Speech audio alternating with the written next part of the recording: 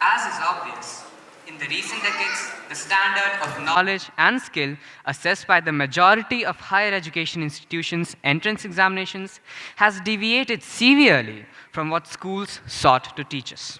As a result of which, many students have started to depend primarily on coaching institutes that particularly cater to these needs by providing to the students what these entrance examinations require. This has resulted in the school taking the back seat for many students. Such schools which are well-nigh dysfunctioning are referred to as ghost schools. To understand more about the nature of this high school exodus induced by coaching institutes, we'll be kicking off another panel discussion. Now, we invite our first panelist, Mr. Pramod Sharma.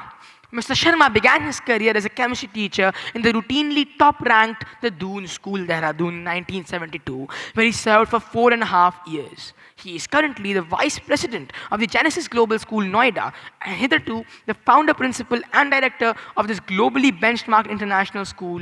The IPSC has bestowed upon him its Lifetime Achievement Award. Moving on, we would like to invite our second panelist, Mr. Naman Kandoi. Mr. Naman is the director at the Mayur School, Jaipur. His educational background includes studying at the Doon School, followed by Purdue University, and then in the Imperial College of London. He focuses on outcome-based learning over textbook learning. Next, we would like to invite upon the stage for our next panelist, Major General R. Putharjanam. He is a decorated war hero and is also a big name in the field of education. We would now like to invite upon the stage our fourth panelist, Ms. Rita Singh. Ms. Rita is the director of the Indira Puram Group of Schools. She is also a national awardee of the CBSE Teachers Award 2019 in the principal category, and she's an SDG ambassador. She is also a consultant with British Council, Education Quality Foundation of India, and OneFold. We would now like to invite on the stage our second last panelist, Ms. Naina Dhillon. Ms. Naina is currently working as a principal at Ecole Global International Girls School, Dehradun, an alumni of the Lawrence School, Sanawar. Ms.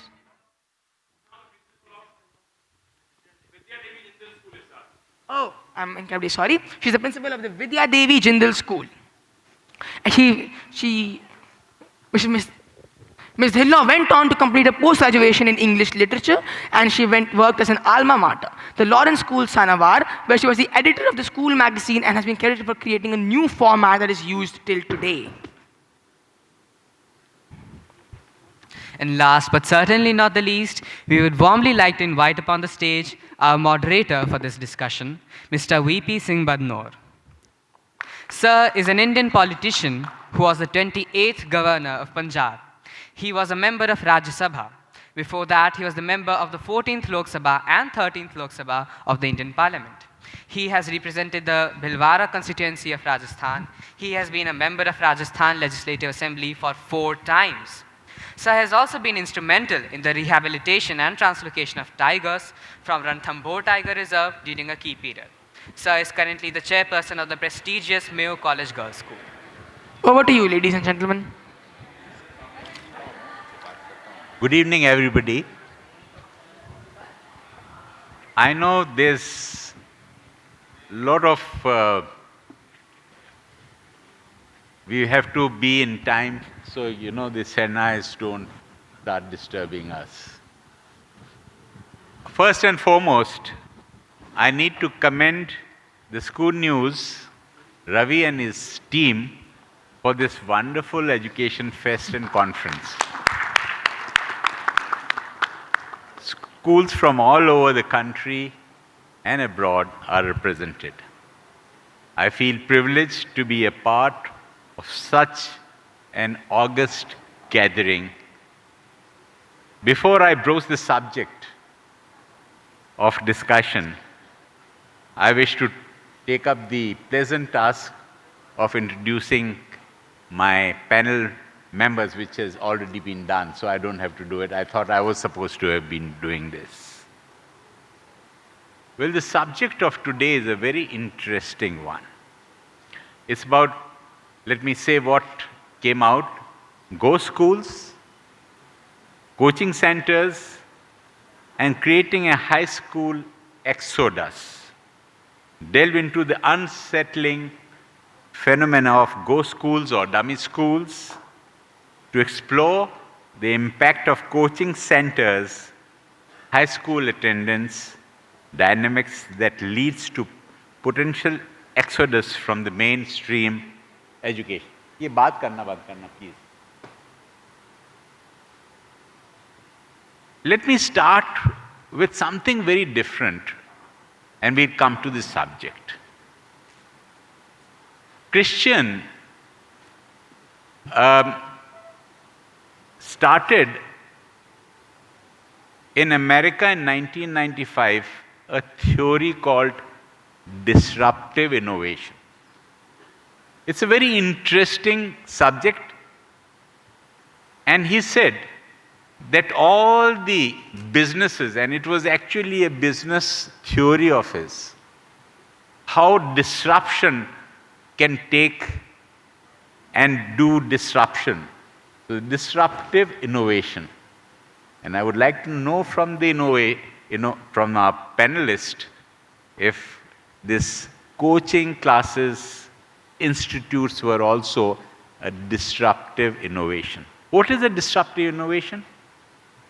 Oyo has no hotels of their own, but have most rooms, hotel rooms in the world. Uber doesn't have a single taxi of their own, but has conquered and is doing the taxi service all over the world. In the same way, the businesses like the malls, and they are all suffering because the Amazon and the Flipkart, you go and see the product, go home and order one, and those big shops and all that, they have a problem. This is disruptive innovation. And I don't know if these coaching centers, which have no accountability, which are doing such big business, which have no infrastructures. We have General Surendra Kulkarni, director here. We have in Mayo College such a big infrastructure, everything going. But in the 11th and the 12th class, people want to leave us after the 10th and want to go to these for the entrance tests to the various universities, IITs, IIMs, everything. So this is what the coaching centers have come to. I don't know what CBSE is doing. It's making even the 12th class redundant because those marks do not count. Our best students in Mayo College leave us after 10th, and our results of the 12th, which should really be that high, are not, because the best are not interested in the 10 plus 2 12th class for the simple reason that they make no difference. It is the entrance tests that are so very important. Even if you want to go to any of the universities abroad, it is the GMAT and whatnot. I'm coming to that. I'll give an opportunity to everybody to talk about it also, but when we open up. So I want my panelists to be very, very precise, and I'll give that opportunity and open the discussions to the house also. So we'll start that. So there is the new QET, and the universities are all interested not in the 12th class results, but the QET, and they have come into that. So what is the balance that we can have? There's some good points also in the institutes. They give you a focus, they give you results, but there are issues, merits and demerits. Who should be looking into it? who should be seeing, what they should be doing, and that is the subject of today. And I think it is a very, very important subject because everything revolves around our 12th class boys passing out. When they pass out, they want to go into different streams. And we have the new NEP, which does not discuss something like that, and it should not. NEP has given such new horizons, and I congratulate our Prime Minister for doing that. But along with that, there are other issues which we'll be discussing. Let me start with Naina Dhillon.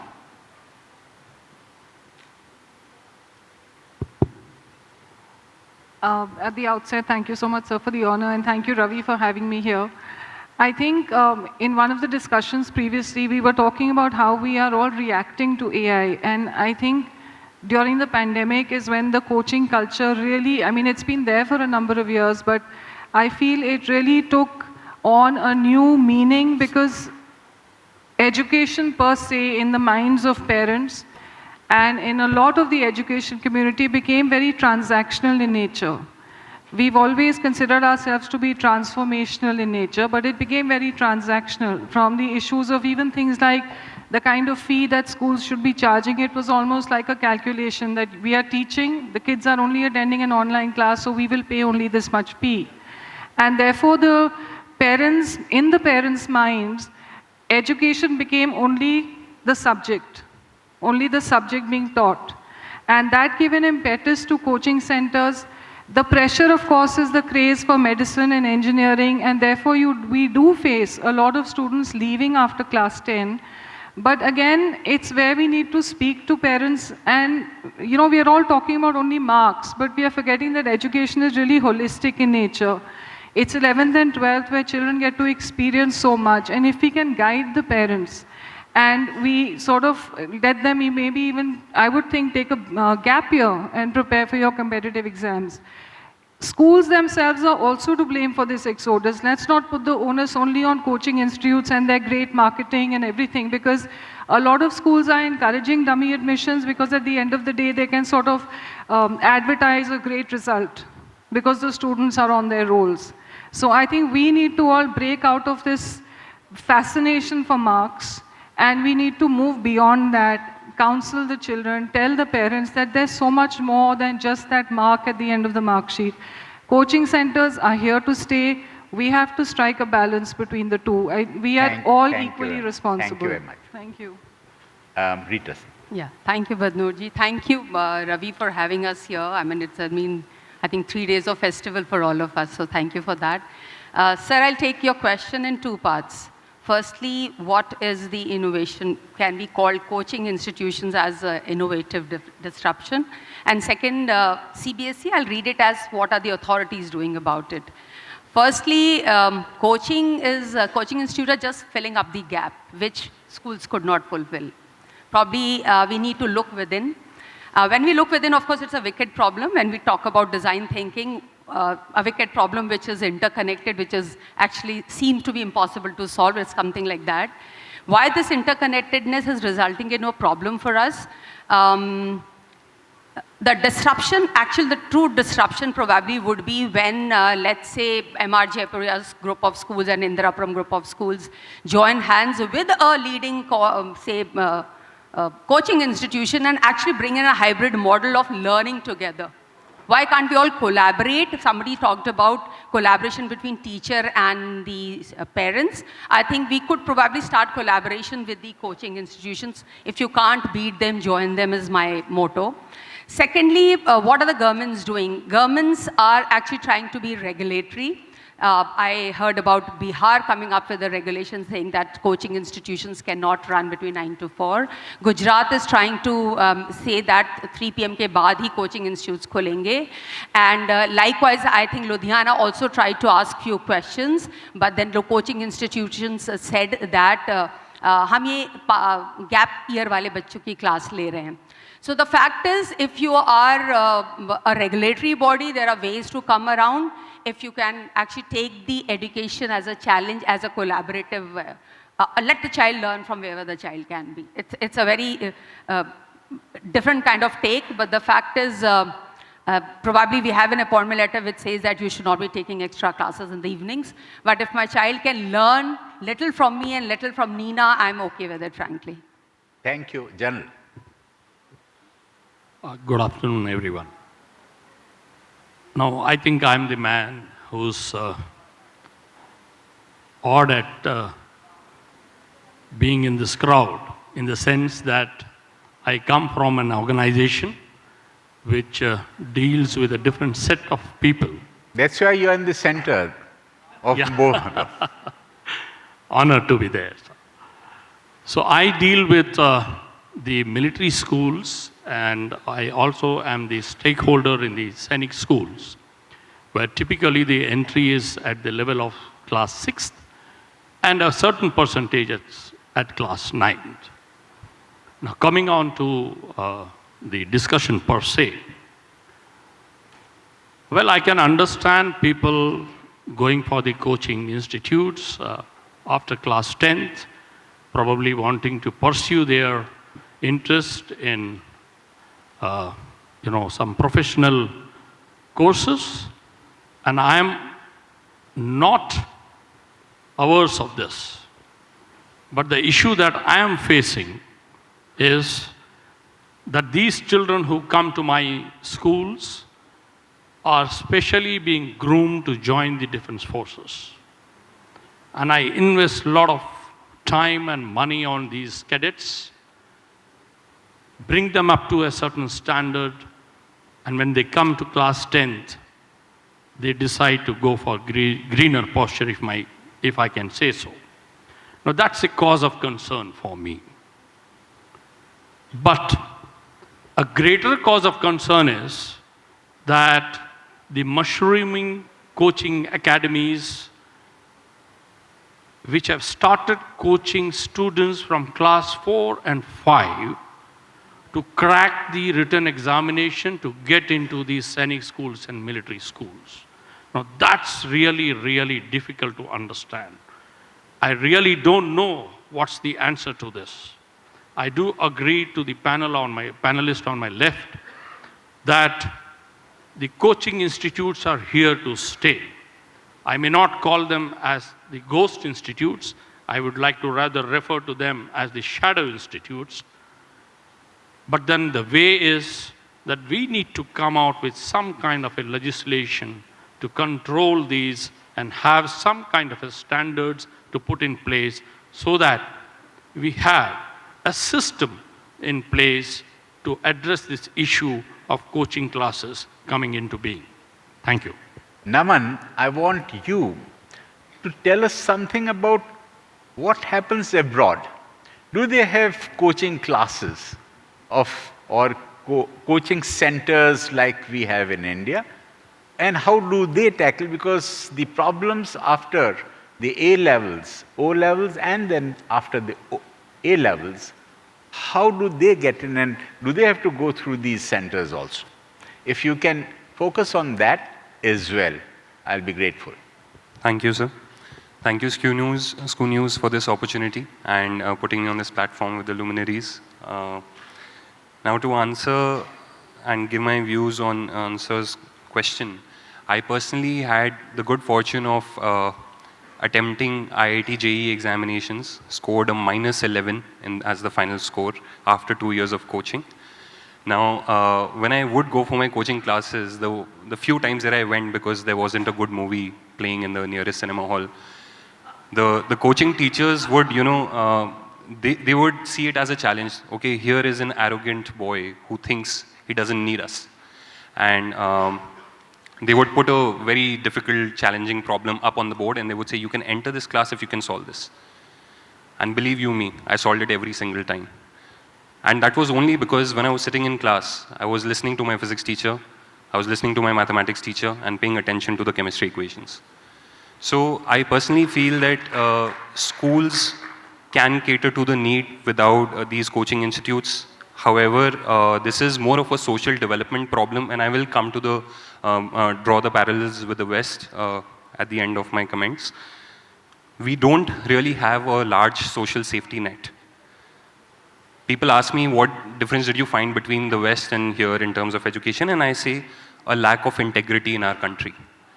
Our academic integrity is so poor that nothing seems to phase it, and we have created a culture of I, me, myself. And in a culture of I, me, myself, without a good social security net and low employment numbers, you have few good jobs. And then they spur the growth of islands of excellence with high barriers to entry and a large number of applicants. When you have 15 lakh students appearing for one examination, going through coaching institutes is just their way of buying 2 lottery tickets instead of 1. So we cannot blame the coaching institutes for this problem. The low employment, the few islands of excellence, those are the core problems. And with the high barrier to entry, we have this equation wherein parents and students start thinking short term, that I need to fend for myself, I need to increase my chances, and I need to go to a certain coaching institute to maximize my output from my higher education to get one of those few jobs and make a living out of it, and possibly move higher up in the social ladder. Now, where the schools have failed us is poor communication with parents over the first 10 years of schooling. Schools also have a short-term thinking, and I was having a discussion with Anand before we started our school, and we came across this thing that, a school is often seen as 12 one-year programs, wherein we need to start seeing schooling as a 12-year program. And when we do that and we move away from a short-term goal of, success and numbers and parent appeasement at the end of the year at the final PTM, and start looking at, okay, I have these 200 children who've come to my school, I have 12 years to transform them into, good human beings to become productive members of a society and good citizens of a nation. We need to change that perspective. And that is something that the West has been able to do more successfully than us. So there, I personally felt people got into higher education not as a rite of passage, not with a sense of entitlement, but as a conscious decision between doing a more labor-oriented job versus moving higher up in the intellectual ladder and doing something that leverages the knowledge economy for them. And they took ownership of it, they established accountability for it, that you as a student are taking this conscious choice, you are going to take an education loan, and you're going to fulfill everything that you desire and pay back this loan and give back to your country at the end of those 4 years. So establishing accountability in students is something that the West has done tremendously well, and therefore they don't seem to need these coaching institutes. And because of the academic integrity, their higher education institutions also, although there is, some aate mein namak there also, but namak mein aata nahi hai jaise hamare jaise hain. Wahan par higher education institutes, they're not looking at any single high-stakes examination. It's not whether it is board exams or CUET or JEE. These are all high-stakes examinations. One is the alternative to the other. There they look at a very holistic picture of the child. What is the potential of the candidate? Can they persevere for 4 years in this challenging field of study? And what personality traits make them unique? So the entire education system is geared towards helping children build that profile. And if we can learn anything from that, although because of the high barrier to entry in our country and the number of aspirants, our examinations are designed for efficiency and quick results, because we don't have the resources to assess each child at that deep level. So I can't really blame CBSE or JEE for having the exams that they have.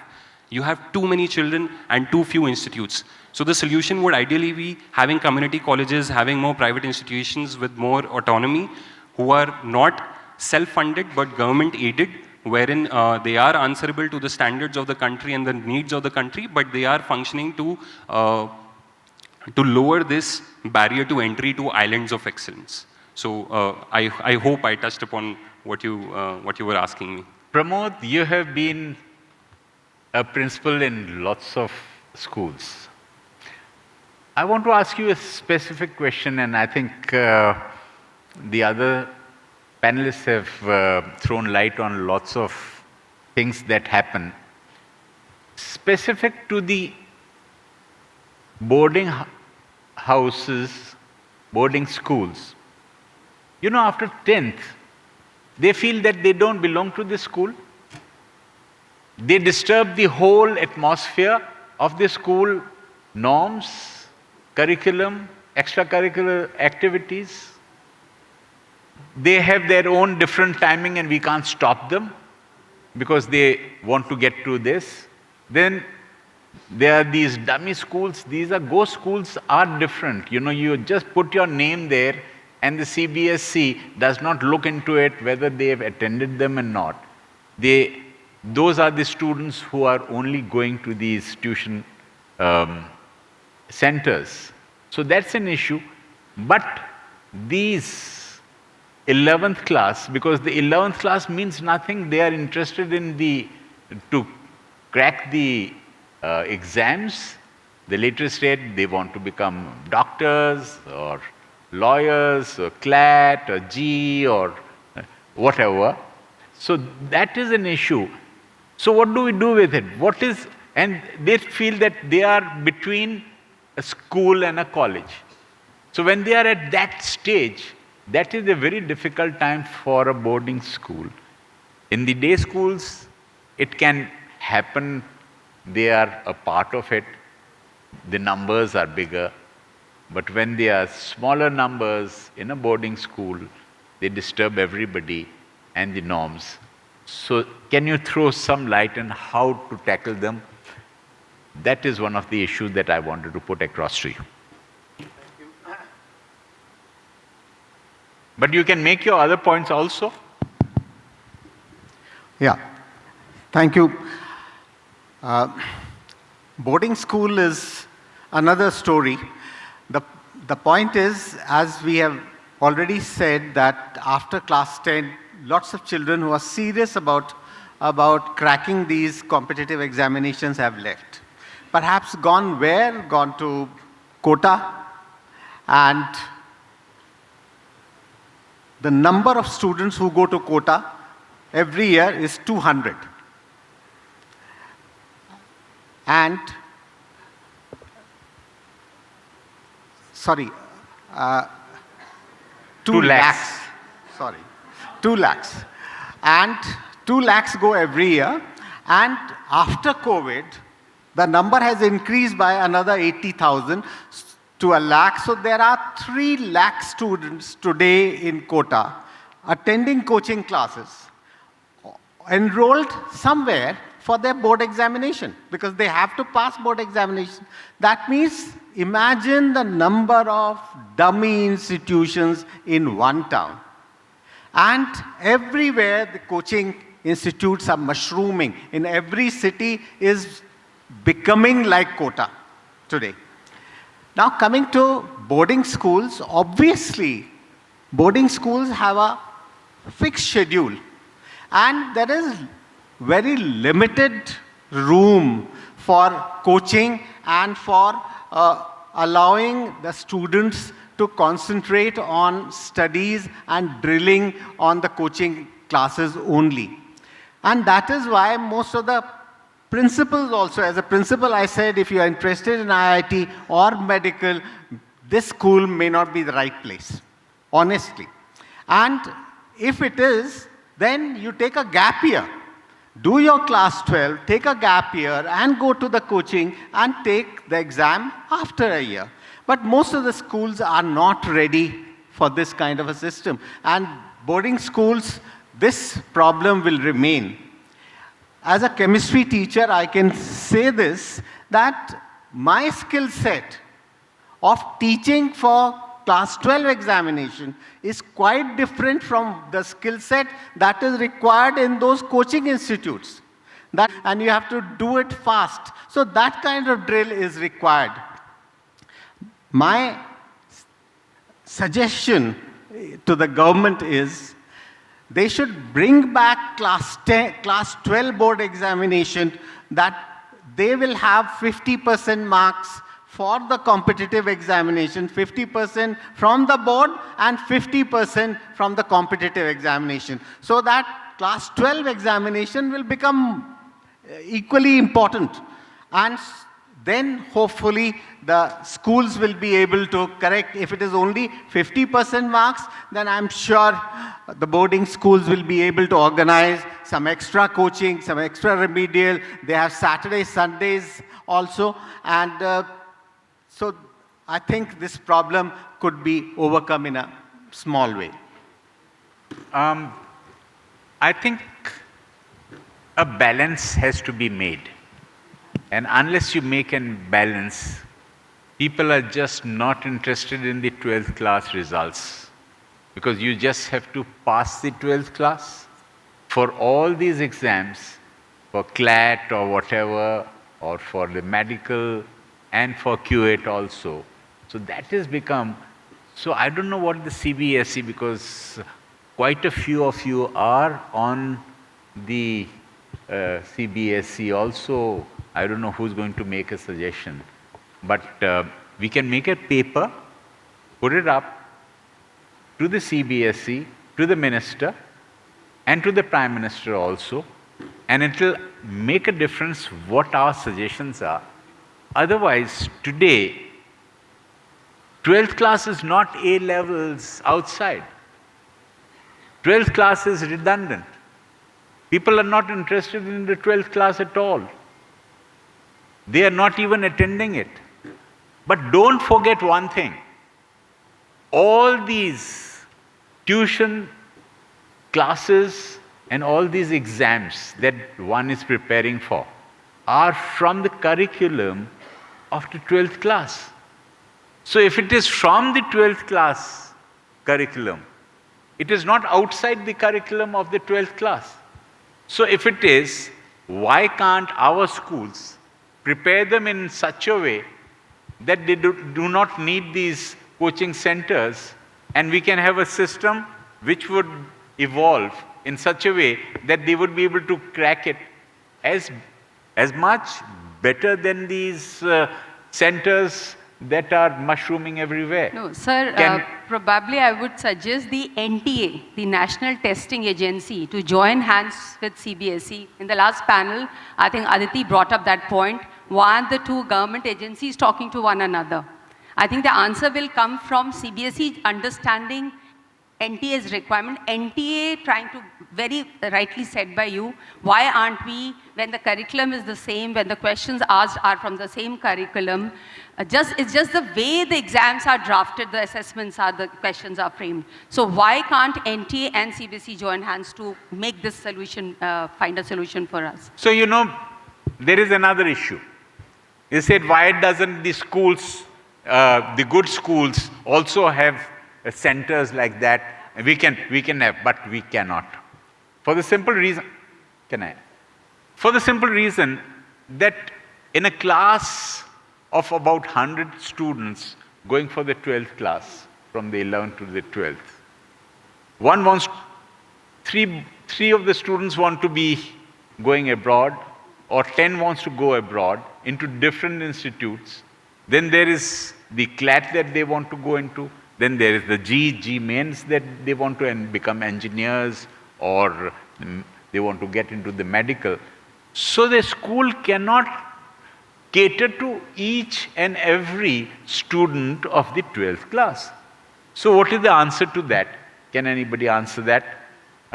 You started it. Yeah. Just 1 minute, and then we ask General to take over. So basically, the multiple agencies in the education department themselves, if they can join hands and understanding of CUET, understands the purpose of having school understands the purpose of, and if after all this, if the coaching institutions are existing, let them be. If military schools are supposed to be for the people who will join army, if the sports rise colleges for the people who are interested in sports, if there are certain coaching institutions where people are there for the purpose of probably cracking JEE, let that be. I think everything can coexist, and that is where I see the solution, sir. So, General? Fine. Now, first of all, I must clarify here that mere seeking an admission in the military school or Sainik school doesn't guarantee a cadet a seat in the National Defense Academy. He needs to crack that examination, which is at the national level. But I'm trying to look upon certain other issues. Now, what does a school, a classical school, give you, and what the coaching institute brings to you? I have no issues with the coaching institute teaching the students how to crack this competitive examination. But if you ask me, while the coaching institute is telling the student how to respond, I am looking at a cadet who knows how to take the responsibility and not respond. I am looking at someone who not only learns how to be a winner, which normally a coaching institute does, but I want that cadet to learn how to handle defeat. Which coaching institute in India teaches all this? That is the problem. So therefore, you first go to the coaching institute, crack these examinations, and thereafter when you see, I have no leadership quality, I have no qualities to handle crisis, I have no conflict resolution mechanism with me. So then what do? I go and join a personality development institute. Where are we heading for? There is another issue which may be affecting each and every one of you because you are running a school. Good teachers are difficult and getting more difficult to get. And these coaching centers pay much higher. Not only pay much higher, the teachers there take 2 or 3 classes, usually the PCM, and they are free. And they don't have to go through the rigors of a school and do other activities. So that is another issue, which is a problem running a school and getting good teachers. Can Naman say something on this and whatever he wants to say? Thank you, sir. So firstly, I think in a coaching institute, the student-teacher ratio is 1:300. And at a school is 1:15, 1:20 is the lowest you can go, right? So a lot of the perks and benefits that coaching institutes are able to extend to their teachers, the compliance norms of a school system do not allow it to happen. And even the infrastructure requirements there, you will see possibly 1,000 students crammed into a hall of this size, and in a classroom you have, a limit to 30, 35 students. So, but more than that, sir, if I can deviate from the topic just a little bit, I think this is a problem not worth solving anymore. Because, schools are a reflection of the slice of society they serve. Army schools, you'll see more discipline there and more determination there because of the kind of society they are serving. Dummy schools, they are serving students with the aspiration to make it into that lucky draw of a high-paying job. So they do that. Good schools, legacy schools, they are doing something different. So they are all each serving a different slice of society. Now for the majority, with the advent of AI and how it is disrupting our livelihoods and how we function, I think schools are going to have a more important question coming up very soon. Schools are the fountainheads of human potential. And when that human potential loses its value, what happens then? We are also in a short-term rut. Okay, how do we take care of this international curriculum challenge? How do we take care of the CUET challenge, etc., etc.? But in the long term, society is facing insignificance of the human potential. And in the face of that insignificance, how does somebody find self-actualization? How does somebody lead a fulfilling life? You may have people who are in jobs controlling AI buttons only to establish accountability on them, that in case of an accident, you blame the guy, not the AI system or the company that developed it. So those people will have jobs. But more than that, how do you lead a fulfilling life? That is a question. Naman, don't forget that all these students which go to these centers have gone through all the schools till 10th class. So they have got or imbibed all that a school has to offer. It is only in the 11th and the 12th that they join. So they have imbibed all the leadership qualities, everything. But they get spoiled in those 2 years. And that is a very important point. I would ask... Sir, if I could just conclude that Yeah, point. yeah. I agree with you, sir. It's just that had they truly imbibed those values over the 10 years, they would have been resilient to this change in the final 2. So I think somewhere we give ourselves credit for it, but it's not truly happening with our students. Thank you.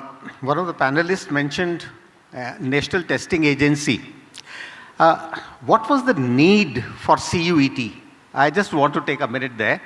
What was the need? The need was every state board to help their own students were giving 100 out of 100, 100% marks everywhere. Every state board started perhaps with CIE, and then the government thought that maybe we should have a national examination so that everybody has a uniform. But what has happened in CUET, the number of children who have maxed the paper 100 percentile is into 20,000 or some such numbers. There is one child who has taken 6 subjects and 100 out of 100 in all 6 subjects. Some of them he did not study even. So we have failed miserably in whatever we are trying to do. Some out-of-box thinking will have to be there. This is not going to work. The only way I can see is that we must have board examination, certain percentage for this kind of examination, and if there can be some other portfolios which can also be judged along with the academic result for university admissions, I think that would help. I'll throw the subject open to the the audience or the school teachers now sitting here, but I want you to ask us questions. You may do that.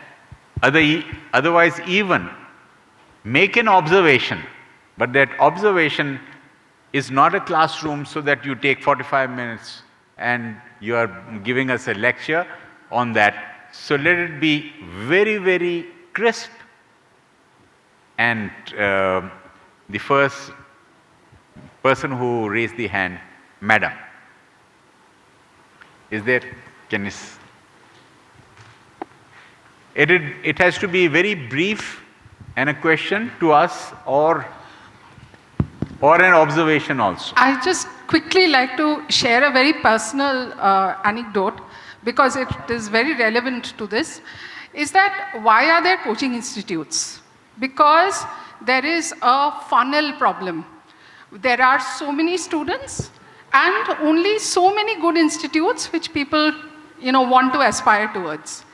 My daughter, after NEP and the fact that dual degrees were allowed, went through a degree in a normal college and another one from IIT Chennai through a hybrid course. Now IIT Chennai is supposed to be one of the topmost institutes.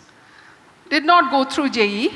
Now they took in 8,000 students after multiple rounds of video lessons, study materials, examinations. Now that number has come down to, I think, about 400 at last count, from 8,000 to 400. I think this is an excellent example of how this problem can be solved, where you do not stymie the aspirations of our student body, because we as a nation have failed to provide as many good institutions. Let it be a hybrid mode like this. Coaching institutes are also not required. Okay, thank you. Thank you. Anybody else? Yes. I personally feel that all schools must have a very robust career counseling program going on in their school to properly guide children, where this myth that you get 90 and above and you have to be a science, an engineer or a doctor, and if you get below 80, you go to humanities.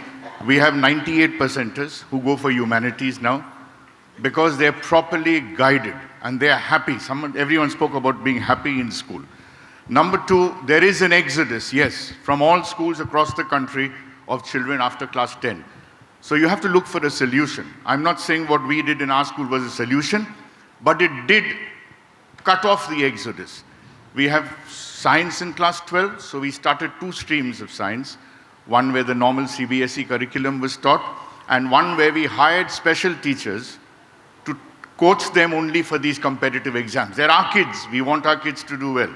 So we coached them. Similarly, we did it with the commerce. We had 2 normal commerce sections and 1 commerce section where they were coached for the CLAT exams and the other streams that the commerce students usually go for. I'm not saying it's been completely successful, but yes, where there was an exodus of 150 students up to 250, that has come down by half, with many students Thank you very much. staying Thank you very much. I was talking to one of the teachers just before coming, and last night I talked to him because he's a teacher in one of the centers, drawing a big salary. So I said, how many students do you have? How do you tackle them?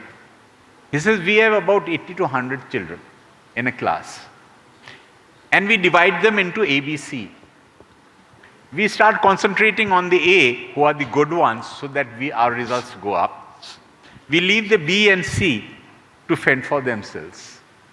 So if that is the thinking even of, so what? Come, you wanted to say something.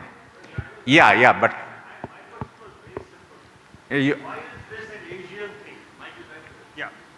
why is this an Asian challenge? That's my question to you, sir. You go to Singapore, you find tuition center in every mall, in every market. You go to China, you find even more than in India. Why is this an Asian thing? That's my question to you. Why do we have this tuition center phenomena in Asia more? And like Naman told us, it's perhaps not there in the West. That's the question. Population, children. So, Number of children. so I'd like to say something. May I, sir? With your permission. So may I speak with your permission? Can I say something? Yeah. I think at the end of this whole thing, as an educator and as a parent, if you look at the numbers that are, let's mention 3 lakh students going to quota, on law of averages, how many of them are actually cracking these exams? And parents have to stop transferring their aspirations onto children. I, as a parent, have a son who got a 96% in his ICSE board, is now a professional cricketer. It's another thing that I live with nightmares about what he's going to do. But he's living his dream, and he's not going to regret it. I could have pushed him into medicine and engineering, and he would have done it. But I think the root cause lies there primarily. And we need to educate parents across the board that the social and emotional development of a child, the life skills, the person he or she is becoming, takes precedence and will help him or her go through life way more than getting into a medical college or an engineering college. And I think till that cultural shift does not happen, the numbers going into these private coaching institutes is just not going to go down. So I think it starts from home I think the time to a very is large up. extent. The time is up. I don't want to, I don't want the Chennais to start their. So with that. So I'll. Sir. What? I don't think I'll be able to take Just more questions. one very important question. Now the government has decided to go away with class 10th. We will be having 10th? class 10 board exams. It will be a semester system from class 9 and above. It's not yet started, it will start. Yeah, it is going to come. So we are talking about the future. So let's talk about it. So are we going to be prepared that this exodus, which used to be after class 10th, will come up to go after class 8 or something? Why I'm saying that thing is that we have to prepare the schools to be ready for what the demand is, the aspiration of the parents is, and the system needs to be integrated to make them ready for the challenges in the life, whether it is the competitive examinations or to become successful, like what she really said. The child wanted to become a cricketer. my son wanted to become a footballer, I have enrolled him in a football academy. So I'm not interested in whether he gets even 50, 60% in 12th, but he is enrolled in a football academy. So that is important, what I think the child wants to do in future. Ravi, thank you very much. I think we have Sir, can I come up with only one sentence? not anymore. Namaskar. Not anymore. Because there's, I cannot, I do not have an extra time just because it is the last panel discussion.